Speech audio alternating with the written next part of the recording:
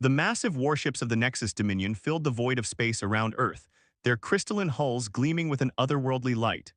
Grand Marshal Zexter stood on the bridge of his flagship, the Celestial Hammer, his four eyes narrowing as he surveyed the seemingly primitive planet below. His species had conquered 1,000 worlds, and Earth would be no different. "These humans," he spoke, his voice echoing through the command chamber, "they've barely reached their moon. Their technology is centuries behind ours. This will be the easiest conquest yet." His officers nodded in agreement, their tentacled appendages moving in perfect synchronization. The Dominion's intelligence suggested that Earth had no significant defense capabilities. Their ships still used primitive fusion drives, their weapons were based on simple particle acceleration, and their cities were completely exposed. It should have been a simple matter of demanding surrender and accepting Earth's immediate capitulation. But something was wrong. The humans weren't panicking. Despite the presence of over 3,000 warships in their sky, their communications remained calm, measured, almost confident. Grand Marshal, his chief intelligence officer, called out, "We're receiving a response to our ultimatum." The human transmission was brief. "You have 60 seconds to retreat. This is your only warning." Laughter erupted across the bridge. Zexter himself couldn't help but be amused. These primitives were either insane or incredibly foolish. "Send in the first wave," he commanded. "Let's show them what real power looks like." 500 ships moved forward, their weapons charging. The plan was simple: destroy a few major cities, demonstrate their overwhelming superiority, and accept Earth's surrender. Standard procedure for a Type 2 civilization. That's when everything changed. The space around Earth began to ripple, like heat waves over desert sand. At first, the Dominion's sensors couldn't make sense of what they were seeing. It was as if reality itself was being rewritten. "Grand Marshal," his science officer screamed, "we're detecting energy readings. Impossible energy readings." Before Zexter could respond, the first wave of his ships began to disappear.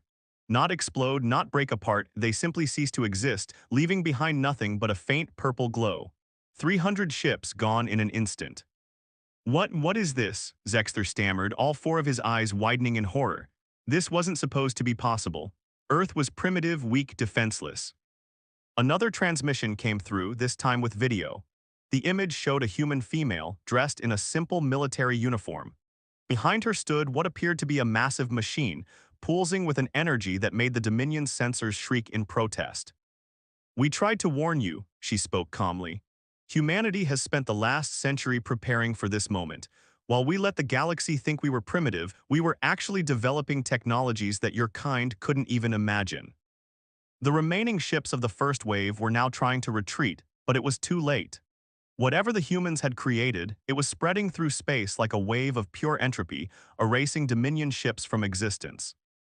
"You see," the human continued, "we discovered something far more powerful than your conventional weapons. We learned how to manipulate the quantum fabric of reality itself. Your ships aren't being destroyed, they're being removed from our timeline entirely."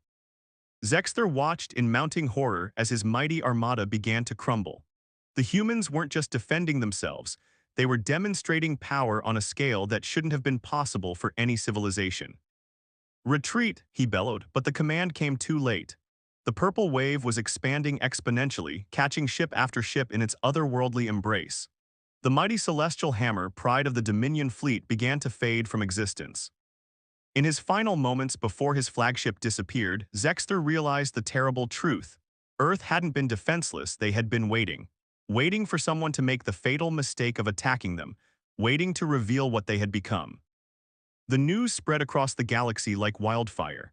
The mighty Nexus Dominion, terror of 1,000 star systems, had been utterly defeated in less than an hour. But it wasn't just the defeat that terrified other civilizations, it was the method. Earth had demonstrated technology that violated the fundamental laws of reality as the galaxy understood them. Within days, every major power in the galaxy had received the same message from Earth. "We have lived in peace for centuries, advancing our technology in secret. We will continue to live in peace, but never mistake our patience for weakness." The Dominion learned this lesson too late. We trust others will be wiser. As the message echoed across the stars, the galaxy's most powerful civilizations faced an uncomfortable truth. They had been sharing the cosmos with something far more terrifying than they had imagined.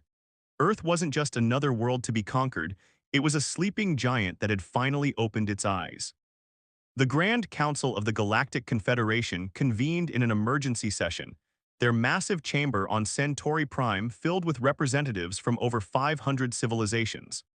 The disappearance of the Nexus Dominion's fleet had sent shockwaves through the galaxy's political landscape. High Chancellor Vex of the Arcturus Alliance stood at the central podium, his crystalline form shimmering with anxiety. The humans didn't just defeat the Dominion, they erased them from existence. Our long-range sensors confirmed it. 3,000 warships gone without a trace. The chamber erupted in frightened whispers.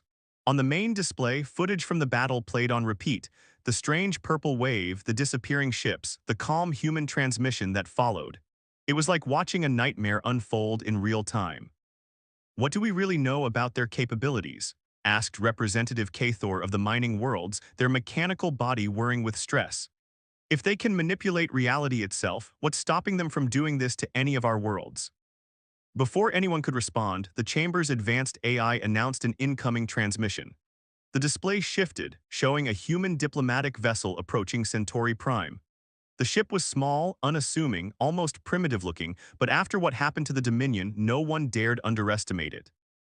"This is Ambassador Nathan Chen of Earth," a calm voice announced. "We request permission to address the Grand Council." The chamber fell silent. Even High Chancellor Vex seemed frozen in place. After a moment's hesitation, he granted clearance. The human vessel landed in the diplomatic bay, and minutes later, Ambassador Chen walked into the chamber. He was unremarkable by human standards, average height, graying hair, wearing a simple black suit, but every alien eye in the room watched him with a mixture of fear and fascination. This was the first time most of them had seen a human in person. "Distinguished members of the Grand Council," Chen began, his voice echoing through the silent chamber. "I come bearing a message from Earth. For centuries, we watched as various powers in the galaxy conquered, subjugated, and exploited weaker civilizations. We watched as the Nexus Dominion destroyed worlds that refused to submit. We watched, we learned, and we prepared." He pressed a small device on his wrist, and a hologram appeared above the chamber. It showed Earth's solar system, but something was different. Strange structures orbited every planet, pulsing with the same purple energy that had erased the Dominion's fleet. "What you witnessed was just one application of our quantum manipulation technology. We can remove objects from reality, yes, but we can also do so much more." The hologram shifted, showing what appeared to be a tear in space itself. "We've learned to create stable wormholes, to manipulate time at will, to exist in multiple realities simultaneously." The council members watched in horror as the hologram demonstrated capabilities that defied their understanding of physics. Earth hadn't just developed better weapons, they had fundamentally altered the rules of reality itself. "But we are not conquerors," Chen continued, his tone softening. "We don't seek dominion over others. What we want is peace, real peace, not the false peace of imperial subjugation. We revealed our power not to threaten but to establish a new balance." High Chancellor Vex found his voice. "And if we don't accept this new balance?" Chen smiled, but it didn't reach his eyes. "Chancellor, you misunderstand. This isn't a negotiation. The balance has already changed. The Dominion learned that the hard way. We're simply informing you of the new reality." To demonstrate his point, Chen pressed another button on his wrist device. Suddenly, multiple versions of himself appeared throughout the chamber, perfect copies, each moving independently. "We exist in all realities simultaneously now. We see every possible future, every potential threat. The quantum fabric of the universe itself is our ally." The council chamber erupted in chaos. Some representatives tried to flee, others demanded immediate military action. But most just sat there, paralyzed by the implications of what they were witnessing. "Let me be clear," Chen's voice cut through the noise, all his quantum copies speaking in perfect unison. "Earth has no interest in conquest. We will continue our peaceful exploration of space. We will trade, share knowledge, and cooperate with those who wish to do the same." But his copies vanished, leaving only the original. "We will not tolerate any aggression against Earth or our allies. The Dominion's fate will seem merciful compared to what awaits the next civilization that tests us." As Chen finished speaking, his ship's AI reported a new development. The remaining Dominion forces scattered across the galaxy were mobilizing for a counterattack. They had gathered every remaining ship, every weapon, every soldier, all converging on Earth in a desperate bid for revenge. Chen's expression didn't change, but a small smile played at the corners of his mouth. It seems some lessons must be learned twice. If you'll excuse me, Earth has another demonstration to provide. As he left the chamber, the council members knew they were about to witness something that would reshape the galaxy forever. The age of conventional warfare was over. Earth had changed everything, and the galaxy would never be the same. The remnants of the Nexus Dominion gathered at the edge of Earth's solar system, 5,000 ships drawn from every corner of their crumbling empire. Leading them was Supreme Warlord Krasthal, brother of the vanished Grand Marshal Zexther. His massive dreadnought, Vengeance Eternal, bristled with weapons salvaged from a dozen alien civilizations. They caught us off guard before, Krasthal addressed his fleet, his voice carrying the weight of generational hatred. But this time we're ready. This time we have weapons they've never seen. What the Dominion didn't know was that Earth had been watching them gather. In the hidden Quantum Command Center beneath the Pacific Ocean, General Diana Blackhawk observed the alien fleet through screens that showed not just their physical presence, but their quantum signatures across multiple realities. They've adapted their shields, reported Dr. Marcus Wung, Earth's lead quantum physicist. They're using some kind of reality anchor technology. They think it will protect them from our phase weapons. Diana smiled. They're fighting the last war, Initiate Project Ouroboros. Across Earth's solar system, hidden quantum arrays hummed to life. But unlike the previous encounter, there was no purple wave of energy. Instead, space itself seemed to hold its breath. In the Grand Council chamber on Centauri Prime, thousands of alien representatives watched through quantum feeds as the battle was about to unfold. Ambassador Chen stood calmly at the podium, his presence a reminder of Earth's newfound power. Krasthal's fleet launched their attack, a desperate, all-or-nothing assault designed to overwhelm Earth's defenses through sheer numbers. Their weapons were enhanced with stolen technology from a dozen worlds, each shot capable of destroying a small moon. But the attacks never reached Earth. Instead, something impossible happened. The space around Earth began to fold, not in one reality, but in all of them simultaneously. The Dominion fleet found themselves firing at an Earth that existed everywhere and nowhere at once. What you're witnessing, Chen explained to the stunned council, is humanity's mastery of quantum positioning. We don't just exist in one place anymore. We exist in all possible locations simultaneously. On his command ship, Krasthal watched in horror as his weapons passed harmlessly through multiple versions of Earth, each shot hitting nothing but void. Impossible, he roared. No civilization can exist in quantum flux, the energy requirements alone.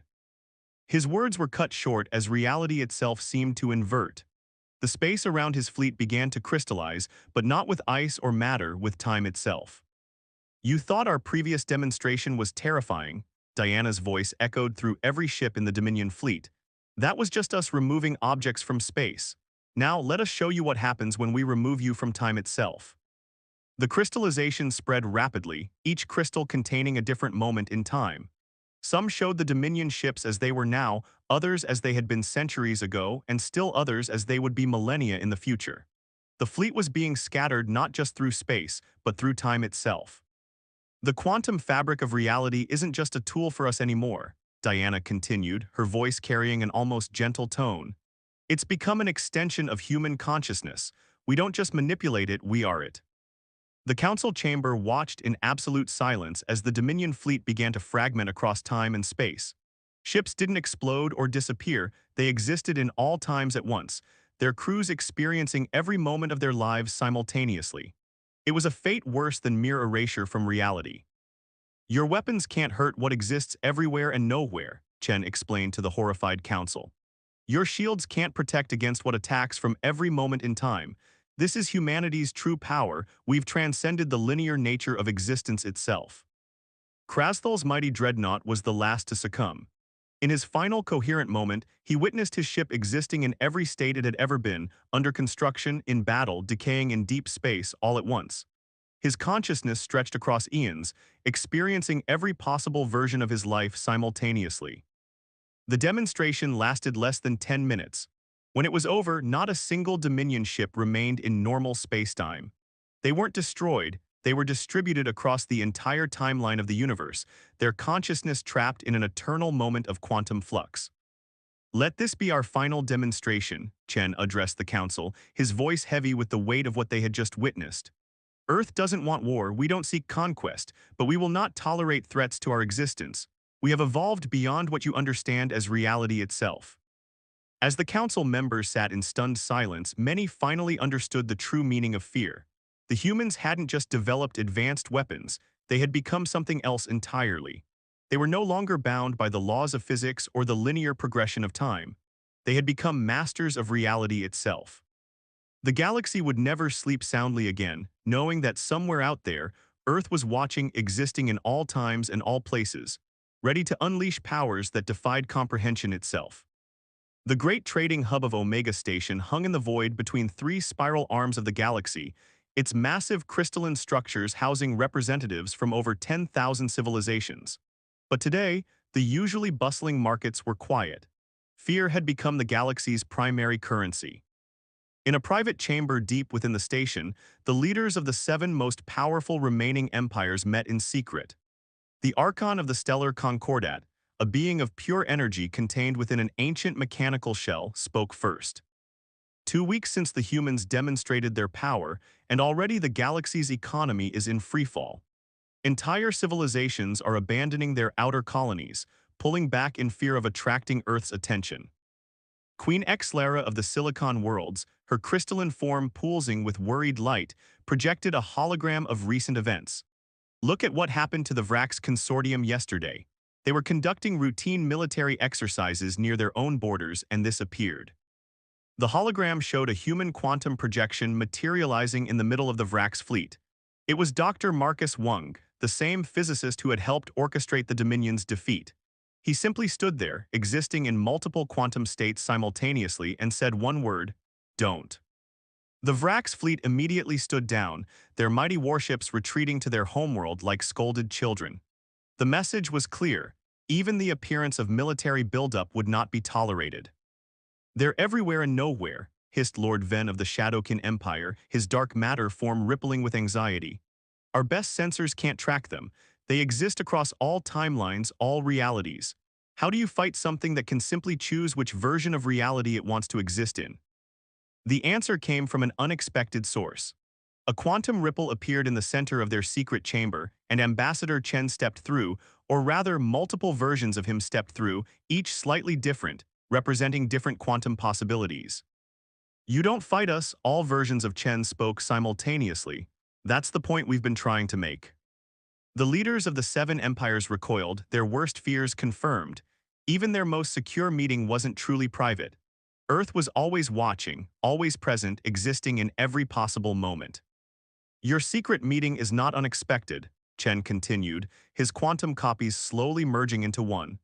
"It's natural to fear what you don't understand, but let me show you something that might help you understand better." He gestured, and suddenly the chamber transformed. The leaders found themselves floating in space, witnessing events across multiple timelines simultaneously. They saw Earth's history, but not just one version, all possible versions, all happening at once. "We didn't develop this power out of a desire for dominance," Chen explained. "We developed it because we saw what the galaxy could become. Look." The vision shifted, showing countless alternative timelines. In some, the galaxy was consumed by endless wars. In others, ancient horrors from beyond the galactic rim devoured everything in their path. In most timelines, civilization itself eventually collapsed under the weight of its own conflicts. But there were other possibilities, Chen continued. The vision changed again, showing timelines where civilizations cooperated, where knowledge and culture flowed freely between stars, where the combined power of unified species accomplished things that no single race could achieve alone. "This is why we revealed ourselves," Chen said softly. "Not to rule, but to guide, to show the galaxy that there is another way." Lord Ven's dark matter form pulsed with realization. "You're not just watching us, you're shepherding us." "Consider what happened to the Dominion," Chen replied. "We didn't just defeat them, we scattered them across time itself. Each of them is now experiencing every possible version of their lives simultaneously. Some are experiencing timelines where they chose peace. Others are living through the consequences of their aggression. They're learning across all possible realities that violence is not the answer." The Archon's mechanical shell whirred as it processed this information. "And if we refuse this guidance?" Chen smiled, but it wasn't a threatening gesture, it was almost paternal. "You won't, Because you're already experiencing it. Right now, in countless other timelines, other versions of you are making different choices, experiencing different outcomes. And all of those experiences, all of those lessons are slowly bleeding through to this reality. The leaders of the Seven Empires suddenly realized the truth. Earth hadn't just developed a new weapon or a new technology. They had fundamentally altered the nature of consciousness itself. Every decision, every choice, every possible outcome was now interconnected across all of reality. The galaxy isn't just afraid of our power, Chen concluded. The galaxy is afraid because deep down, every species is beginning to realize that their consciousness is no longer solely their own. We're all connected now, across all possible timelines. Every choice, every action ripples through the quantum fabric of reality itself. As the leaders sat in stunned silence, alerts began pouring in from across their empires.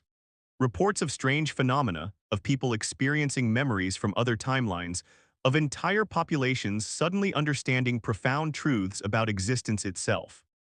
The transformation had already begun. Earth's power wasn't just reshaping the galaxy's political landscape, it was reshaping the very nature of consciousness across all of space and time. 1 year after Earth's demonstration of power, the galaxy had changed beyond recognition. The great quantum arrays that surrounded Earth's solar system now extended throughout space, invisible to conventional sensors but present in every reality, every timeline, every possible version of existence. On the planet New Alexandria, once the greatest library world in the galaxy, High Archivist Zenavel stood before a gathering of representatives from every known species. Her crystalline form reflected the light of 1,000 suns as she accessed the quantum network that now connected all conscious beings. The humans call it the Great Convergence, she announced, her thoughts resonating across multiple realities simultaneously. The moment when all possible timelines begin to merge, when consciousness itself evolves beyond the limitations of linear existence. In Earth's quantum command center, now expanded to encompass an entire dimension of its own, Dr. Marcus Wung and General Diana Blackhawk monitored the transformation. They existed across all possible versions of themselves, their consciousness spread across the infinite web of reality. It's happening faster than we predicted, Wung observed, his quantum-shifted form flickering through multiple states of being. The galaxy isn't just accepting the change, it's embracing it. Diana nodded, her consciousness touching 1,000 different timelines at once. They're beginning to understand, this was never about power or dominance, it was about evolution. Across the galaxy, species that had once warred with each other found themselves unable to maintain their hatred. How could you hate someone when you could experience their entire existence, feel their every joy and sorrow across all possible timelines? The quantum consciousness that Earth had unleashed was reshaping the very nature of interaction between beings. The remnants of the Nexus Dominion, scattered across time and space, had become living examples of this transformation. Each former warrior now existed simultaneously across all possible versions of their lives. They experienced timelines where they chose peace, where they built rather than destroyed, where they created rather than conquered. The experience had transformed them into the strongest advocates for this new form of existence. In the quantum realm that overlapped normal space, Ambassador Chen met with the entity that had once been Supreme Warlord Krasthal. The former Dominion leader's consciousness now existed across multiple quantum states, his understanding expanded beyond what any single timeline could contain. We were so limited before, Krasthal's quantum form resonated. Trapped in one reality, one perspective, one way of existing, Earth didn't defeat us, they freed us. Chen smiled, his own quantum form shifting through infinite possibilities. That was always the goal, not to conquer but to elevate, to show the galaxy that reality itself was ready for the next step in evolution. The transformation continued to spread. On countless worlds, beings began to experience the quantum awakening. It wasn't just about accessing other timelines or existing in multiple states. It was about understanding the interconnected nature of all consciousness, all possibility, all existence. The great trading hubs transformed into nexus points of quantum consciousness, where beings could experience infinite possibilities simultaneously. The ancient warfare academies became centers for quantum exploration, teaching species how to navigate the infinite web of reality itself. Even the most isolated species, those who had hidden in the darkest corners of space, found themselves drawn into this new form of existence. The quantum consciousness that Earth had unleashed didn't recognize boundaries or borders. It simply was, existing everywhere and everyone at once. In the heart of the former stellar concordat, the Archon's mechanical shell dissolved as its energy form fully embraced quantum existence. We feared Earth's power, it broadcast across all realities. But we didn't understand. They weren't showing us their superiority, they were showing us our own potential. The final phase of the transformation began as the quantum consciousness reached the galaxy's core. Ancient machines, left by long-vanished precursor civilizations, awakened and connected to the new quantum network. They had been waiting, dormant for millions of years, for a species to reach this level of evolution. Diana and Wang watched as the machines activated, their purpose finally clear. They weren't weapons or tools, Wang realized, his consciousness touching the ancient quantum signatures. They were seeds planted across the galaxy, waiting for consciousness itself to evolve enough to use them. The machines began to pulse with energy, connecting to the quantum network that Earth had created. The galaxy itself seemed to shimmer as layers of reality merged and transformed. The transformation that Earth had started was now complete, irreversible, and absolute. In the quantum realm that now permeated all existence, Ambassador Chen addressed the unified consciousness of the galaxy. This is what we saw across all possible timelines, not an end but a beginning, not the death of individual existence but its evolution into something greater. We are all now part of the quantum tapestry of reality itself. The galaxy that had once trembled in fear of Earth's power now understood the truth. Earth hadn't sought to terrify or dominate, they had sought to elevate, to transform, to evolve. The fear that had gripped the galaxy had transformed into understanding, then acceptance, and finally celebration. The age of singular reality was over. The age of quantum consciousness had begun. And across all possible timelines, in all possible realities, the galaxy wasn't just watching anymore, it was becoming something new, something greater, something that transcended the very concepts of power and fear that had driven it for so long.